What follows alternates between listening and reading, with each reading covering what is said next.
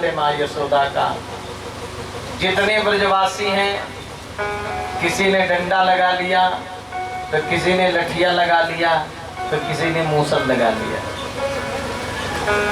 और 7 दिन तक लगातार पानी गिरता रहा। और 7 रात और 7 दिन तक 7 कोस के पर्वत को और 7 वर्ष के भगवान श्याम सुंदर ने 7 दिन तक धारण किया।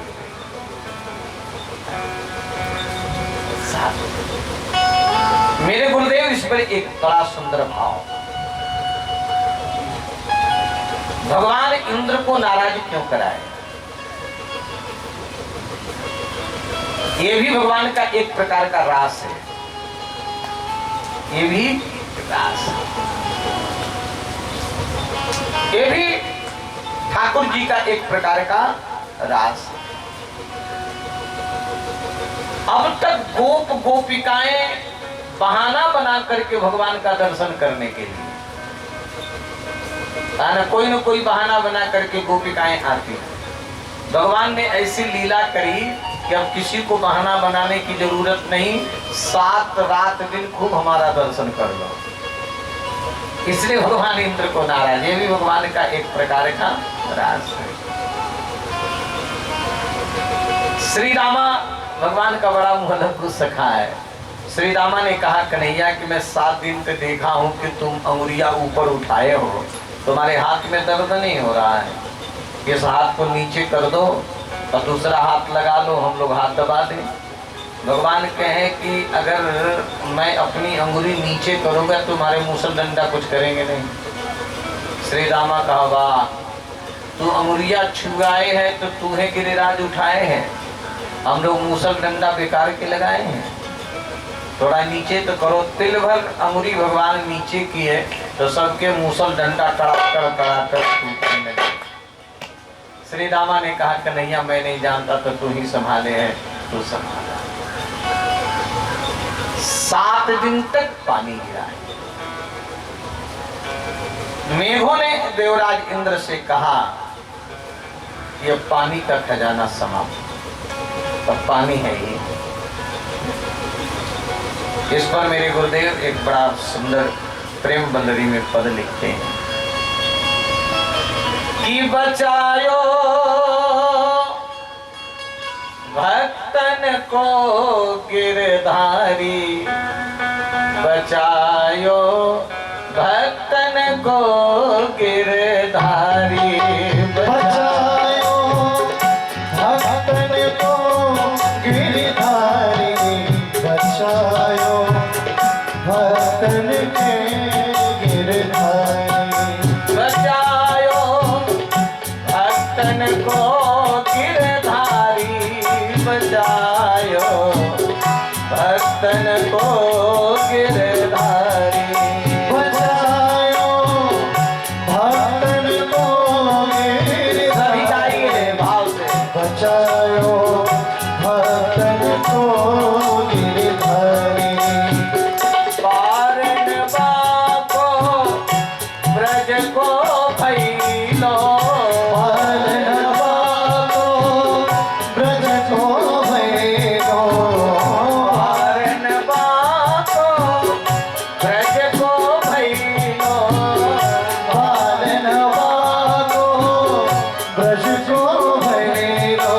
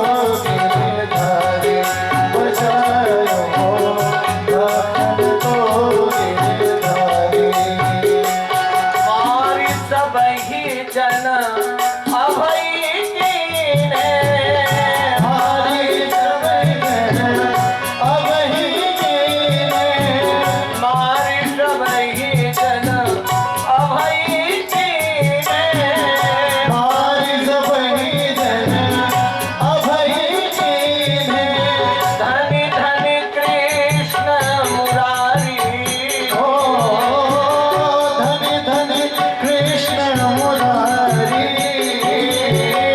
धनि धनि कृष्ण मुरारी ओ धनि धनि कृष्ण मुरारी बचायो भक्तन को गिरधारी बचायो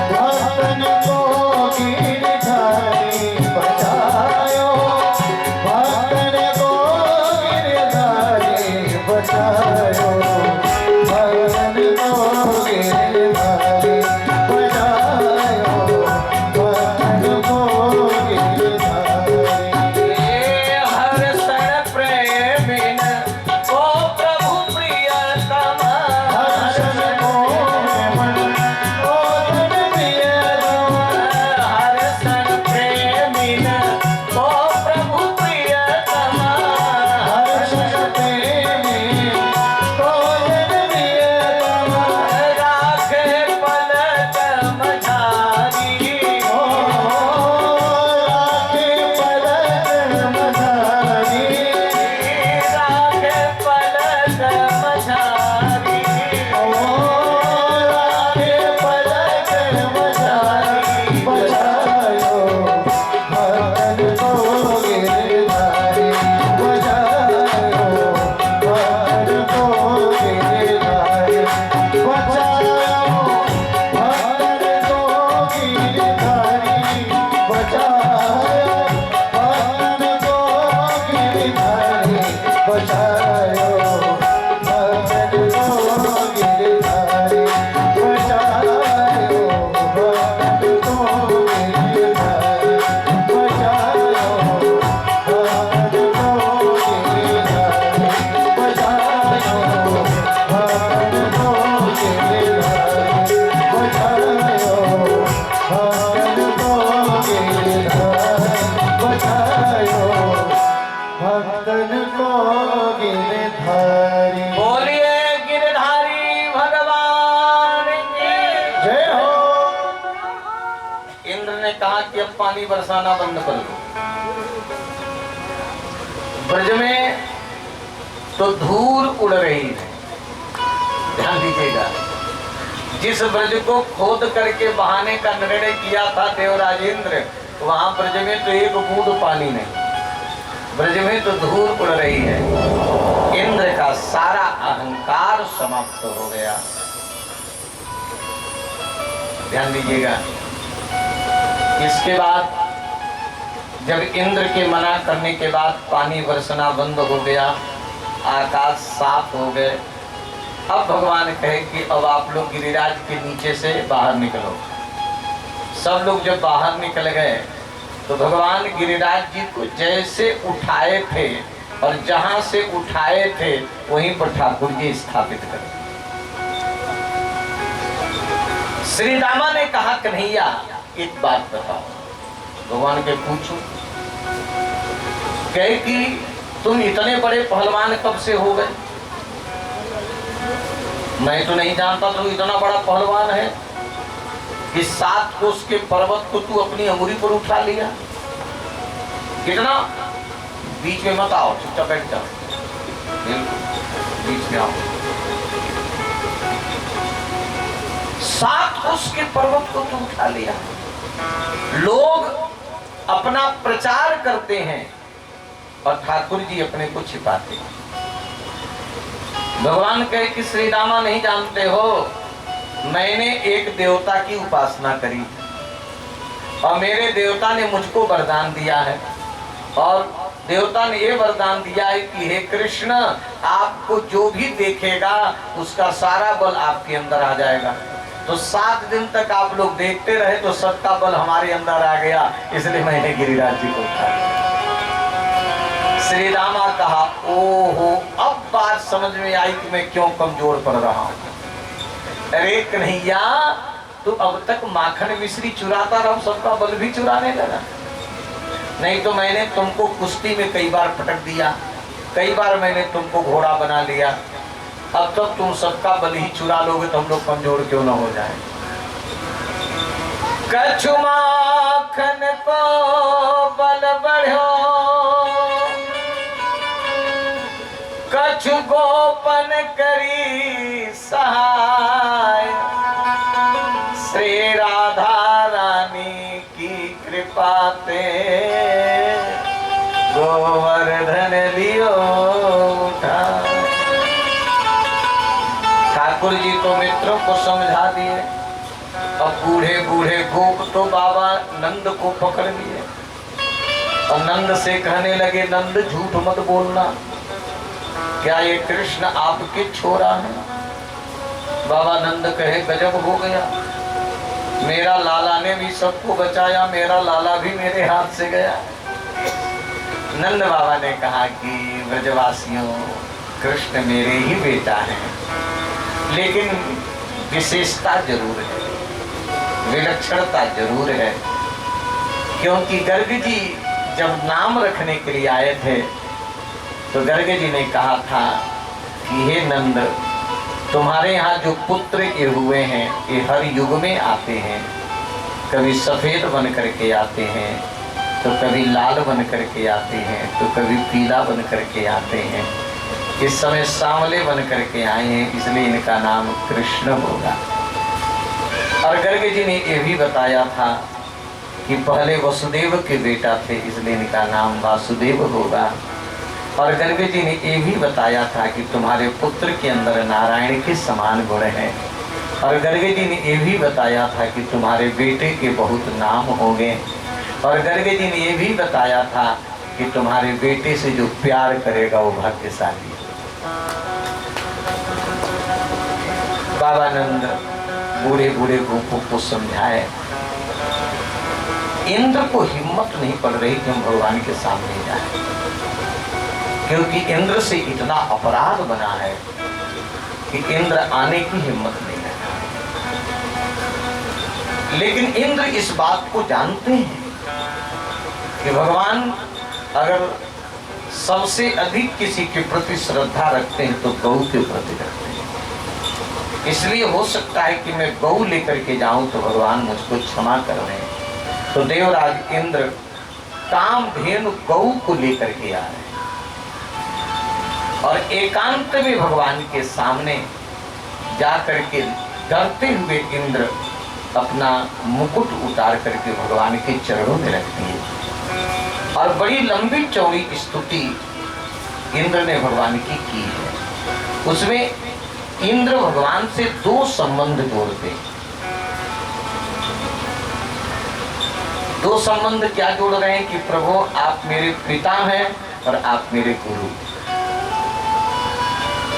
पिता गुरुस्तम जगतामधीशो दुरत्यः काल उपाट्टदंड हिताय शिक्षा तनुभिः समीयसे मानम विधुन्वन जगदीश मानिना। हे प्रभु आप मेरे पिता हैं और आप मेरे गुरु। ध्यान देना, पिता गुरु कहने का मतलब। अच्छा एक बात बताओ, पुत्र से कितना भी अपराध बन जाए, क्या पिता कभी अपने पुत्र का अहित चाहता? पुत्र के अपराधों को पिता क्षमा कर देता है। और शिष्य से कितना भी अपराध बन जाए, मैं सदगुरु की बात कर रहा हूं, स्वार्थी गुरु की नहीं, शिष्य से कितना भी अपराध बन जाए, सदगुरु हमेशा अपने शिष्य का हित ही चाहे। तो हे प्रभु मैं अपराधी हूं, मैंने अपराध किया है, इसलिए भगवान के सामने अपराधी बन के चले जाओ। और अपराध हुआ है तब तो बनी जाओ न भी, तब भी स्वीकार करो कि प्रभु, जैसे पिता अपने पुत्रों के अपराध को क्षमा कर देता है, जैसे गुरु अपने शिष्यों के अपराध को क्षमा कर देते हैं, ऐसे आप भी मेरे अपराध को क्षमा कर दो। भगवान कहते हैं इंद्र जाओ, मैंने तुमको क्षमा कर दिया, लेकिन कभी अभिमान मत करना, है ना। गम्यताम चक्रभद्रमो क्रियताम अनुशासनम। यहाँ पर भगवान एक बात करते हैं, सुना दो। ठाकुर जी ने कहा कि कोई भी अभिमान यदि करेगा तो हमसे दूर हो जाए, और जिसके ऊपर मैं कृपा करता हूं सबसे पहले मैं उसका अभिमान ही समाप्त करता हूं। अगर पद को लेकर के अभिमान होगा तो मैं पद समाप्त कर दूंगा, धन को लेकर के अभिमान होगा तो धन समाप्त कर दूंगा, बल को लेकर के अभिमान होगा तो बल को समाप्त कर दूंगा, रूप को लेकर के अभिमान होगा तो रूप को मैं बिगाड़ दूंगा। जैसे भी है, तो मैं जिसके ऊपर कृपा करता हूं सबसे पहले उसका अभिमान मैं नष्ट करता हूं। तो तुम्हारे अंदर अभिमान हो गया था, इसलिए मैंने तुम्हारी पूजा कर दी। इसलिए गम्यताम शक्र, इंद्र जाओ, तुम्हारा कल्याण हो, मेरे अनुशासन में रहना, स्वतंत्र मत बनना। इसलिए जीव परतंत्र है, स्वतंत्र नहीं। और हम लोग अपने को स्वतंत्र मान लेते हैं। जीव परमात्मा के परतंत्र रहे, गुरु के परतंत्र रहे, और परतंत्रता में ही हमारे स्वरूप का निखार होता है। और स्वतंत्र, अगर स्त्री पति के परतंत्र न रहे, स्वतंत्र रहे, तो है ना, ये भी स्वतंत्र बनी बिगड़ी नारी। पुत्र अगर पिता के परतंत्र न रहे तो उसका स्वरूप नष्ट हो जाएगा। अगर शिष्य गुरु के परतंत्र न रहे, है ना, गुरु के अनुशासन में न रहे, फिर वो अपने लक्ष्य को प्राप्त नहीं करेगा, उसका पतन हो जाएगा। तो हमेशा मेरे अनुशासन में रहो और स्तंभ वर्जित, अभिमान से अलग होकर के मेरी आज्ञा का पालन करो। यहाँ पर कामधेनु गौ भगवान से प्रार्थना करते हैं, प्रभु मेरे इंद्र तो आप हैं और मैं आपका अभिषेक करूंगी। और कामधेनु गौ ने भगवान का अभिषेक किया है। कोई वृंदावन अगर यहाँ इसमें से गए होंगे तो वृंदावन यदि आप जाना तो श्रीधाम वृंदावन की गिरिराज जी की परिक्रमा जब करोगे तो परिक्रमा में गोविंद कुंड मिलता है। तो गोविंद कुंड वही कुंड है जहां पर कामधेनु गौ ने भगवान का अभिषेक किया। उसी दिन से भगवान का नाम गोविंद पड़ा। इसलिए गोविंद नाम भगवान को बहुत प्रिय है, क्योंकि कामधेनु गौ के द्वारा एक नाम दिया गया। गौ ने भगवान का नाम दिया है, उस दिन से ठाकुर जी का नाम गोविंद पड़ गया। एक बात, बड़ी प्यारा प्रसंग है, बड़ी प्यारी कथा। हमारे यहाँ शास्त्रों में बहुत से व्रत बताए गए, बहुत व्रत है, लेकिन उन व्रतों में सर्वश्रेष्ठ व्रत एकादशी व्रत है। ध्यान दीजिएगा, सबसे श्रेष्ठ व्रत क्या है? एकादशी। एकादशी व्रत सबको रहना चाहिए। एकादशी के दिन अन्न में पाप का निवास होता है। इस पर एकदम बड़े ध्यान दे करके सुनना। एकादशी के दिन अन्न में पाप का निवास होता है। एकादशी को जो अन्न खाता है एक एक ग्रास में पाप खाता है।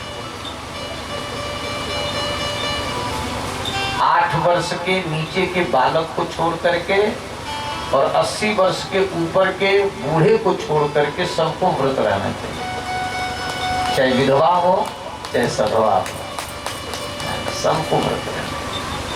और पापों का प्रायश्चित है लेकिन एकादशी के दिन अन्न खाने के पाप का प्रायश्चित नहीं।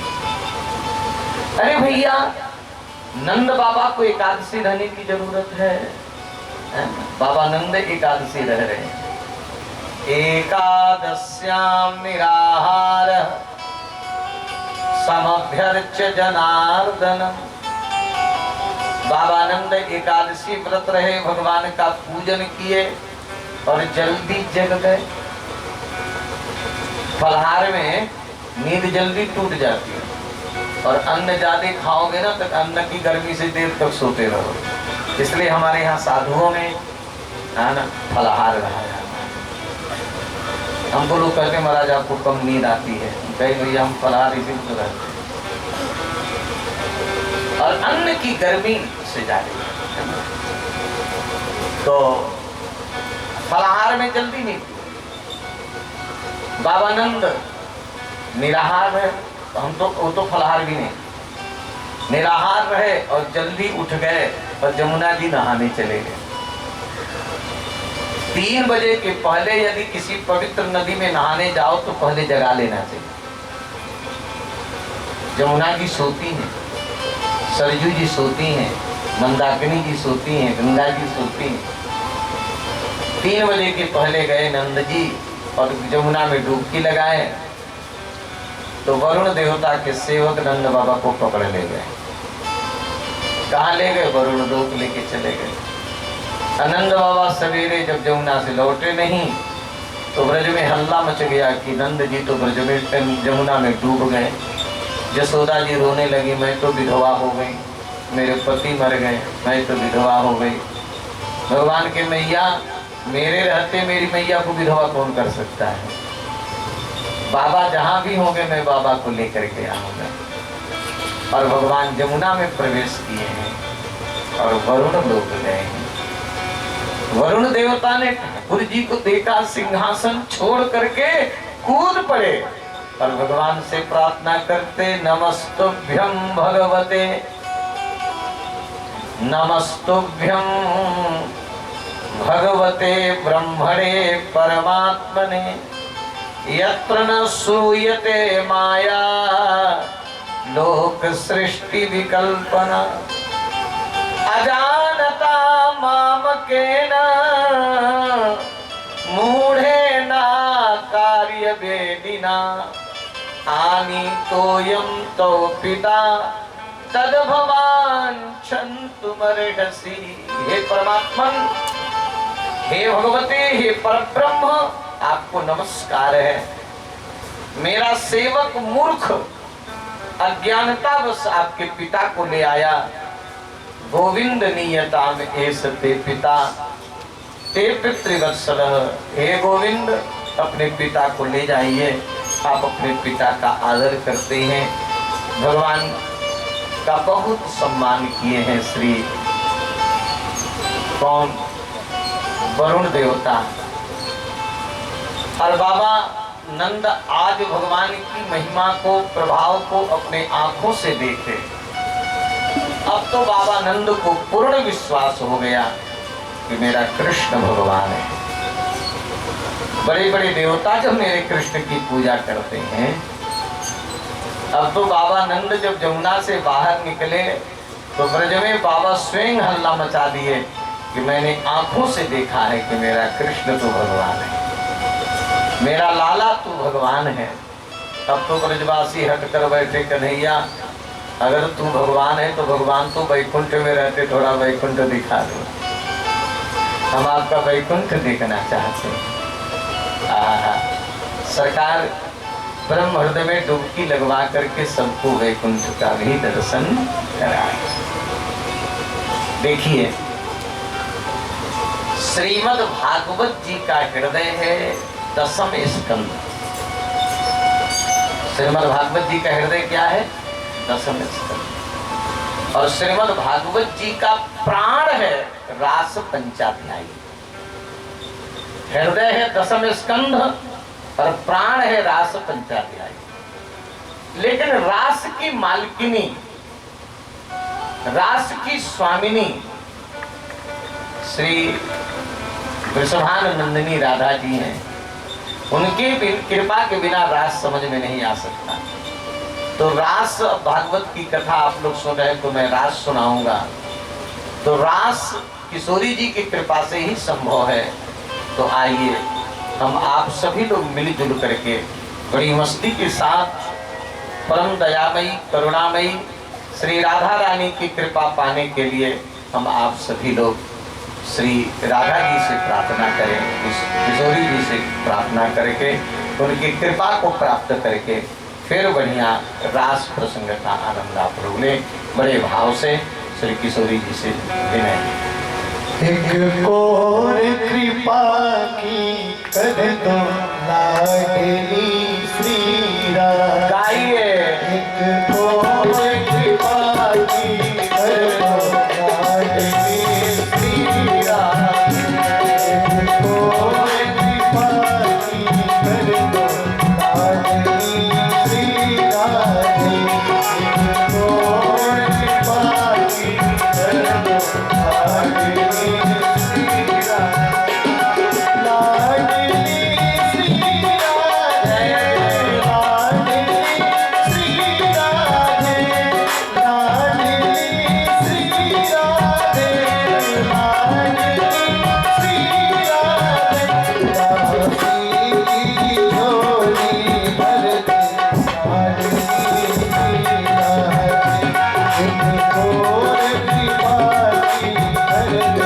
Oh